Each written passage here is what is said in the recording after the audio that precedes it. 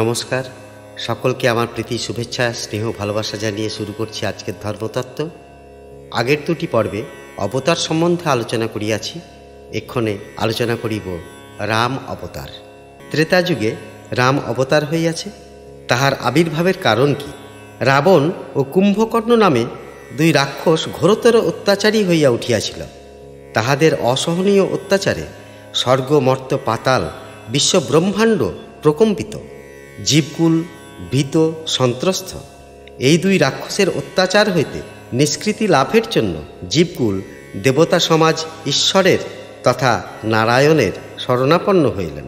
তিনি তখন পৃথিবীর পাপভার লাঘব করিবার জন্য ভগবান বিষ্ণু অযোধ্যার রাজা দশরথের তিন রানী কৌশল্যা, কৈকেয়ী ও সুমিত্রার গর্ভে চারি অংশে জন্মগ্রহণ করেন। কৌশল্যার গর্ভে রাম, কৈকেয়ীর গর্ভে ভরত ও সুমিত্রার গর্ভে লক্ষ্মণ ও শত্রুঘ্ন জন্মগ্রহণ করেন। লীলা প্রকাশে রামচন্দ্রের অন্য ভাইগণ তার সহযোগী মাত্র, আর অবতার পুরুষ হইলেন রামচন্দ্র। কারণ রামচন্দ্রই হইলেন এই ত্রেতাযুগের প্রাণ পুরুষ, ধারক ও বাহক, আর অন্যরা হইলেন তাহার লীলা প্রকাশের সহযোগী পুরুষ। শ্রী রামচন্দ্রকে অয়ন করিয়া অর্থাৎ আশ্রয় করিয়া বা তাহার চরিত্র লইয়া ত্রিকালজ্ঞ মুনিশ্রেষ্ঠ বাল্মীকি যে পুস্তক রচনা করিয়াছেন তাহার নাম রামায়ণ। কথিত আছে রাম জন্মিবার ৬০,০০০ বৎসর পূর্বে এই রামায়ণ পুস্তক বাল্মীকি রচনা করিয়াছিলেন। এই রামায়ণ পুস্তক হইতেই শ্রী রামচন্দ্রের কর্মপদ্ধতি ও জীবনচরিত আমরা জানিতে পারি।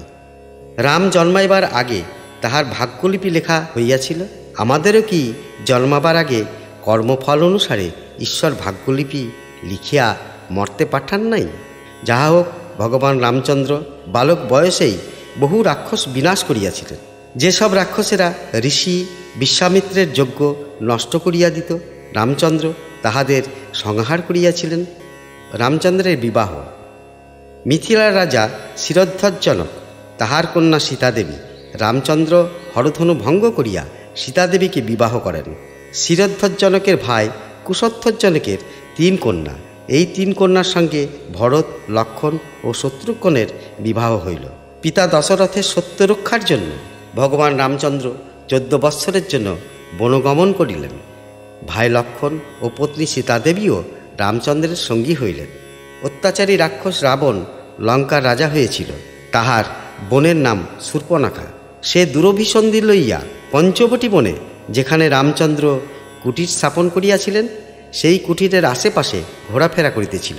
তখন লক্ষ্মণ শূর্পণখার নাক কান কাটিয়া কুরূপা করিয়া দেন। তাহাতে শূর্পণখার ভাই খর, দূষণ, ত্রিশিরা প্রভৃতি ভয়ানক রাক্ষসেরা রাম ও লক্ষ্মণকে আক্রমণ করে। রামচন্দ্র তাহাদের সকলকে হত্যা করেন। শূর্পণখার দুরবস্থা দেখিয়া রাবণ ভয়ানক ক্রুদ্ধ হন। সে ভগবান রামচন্দ্রের শত্রু হইয়া ওঠে এবং কৌশলে ছদ্মবেশে রামলক্ষ্মণের অনুপস্থিতিতে সীতাকে কুটির হইতে হরণ করিয়া লইয়া যায়। প্রাণপ্রিয় পত্নী সীতাদেবীকে হারিয়ে রামচন্দ্র শোকে দুঃখে অধীর হইয়া পড়িলেন। লক্ষ্মণকে সঙ্গে লইয়া তিনি বনে বনে সীতার সন্ধান করিতে লাগিলেন। পিতৃবন্ধু জটায়ু পাখি রাবণের অস্ত্রাঘাতে নিহত হইয়াছিল। সীতা অন্বেষণকালে তাহারা ২ ভাই জটায়ুকে দেখিতে পাইলেন। তখন তাহারা জটায়ুর দেহ সৎকার করিলেন। বনমধ্যে বানররাজ বালিকে বধ করিয়া তাহার ভাই সুগ্রীবের সঙ্গে রামচন্দ্র বন্ধুত্ব স্থাপন করিলেন। সুগ্রীবের প্রধান অনুচর হনুমানজি লঙ্কায় সীতাদেবীর সন্ধান পান। সেখানে তিনি অনেক রাক্ষস সংহার করেন ও বন্দিনী সীতার সঙ্গে দেখা করেন। পরে হনুমানজি লঙ্কা দহন করিয়া সীতাদেবীর অভিজ্ঞান লইয়া রামকে দেন। সীতার সন্ধান পাইয়া রামচন্দ্র অসংখ্য বানর সেনা লইয়া সমুদ্র তটে উপস্থিত হন। বানরদের সাহায্য লইয়া রামচন্দ্র সীতা উদ্ধারের জন্য সমুদ্রে সেতু নির্মাণ করিলেন। রাবণের এক ভাই বিভীষণ ছিলেন পরম ধার্মিক ও রামের পরম ভক্ত। তাহার সহযোগিতায় সুগ্রীব, নীল, নল, হনুমান প্রভৃতি বীর এবং অসংখ্য বানর সেনা লইয়া রামচন্দ্র লঙ্কায় উপস্থিত হন। সেখানে রাম ও রাবণের ঘোরতর যুদ্ধ হয়।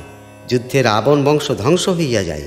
ধরিত্রী পাপীর ভারমুক্ত হন। সীতা উদ্ধারের পর ভগবান রামচন্দ্র ভক্ত বিভীষণকে লঙ্কার রাজা করেন। পরে লক্ষ্মণ ও সীতাদেবীকে লইয়া অযোধ্যায় ফিরিয়া আসিয়া রাম রাজত্ব প্রতিষ্ঠা করেন। শ্রোতৃবৃন্দ, পরবর্তী অংশ পরের পর্বে আলোচনা করিব। আজ এই পর্যন্ত। নমস্কার, ভালো থাকুন, সুস্থ থাকুন। নমস্কার।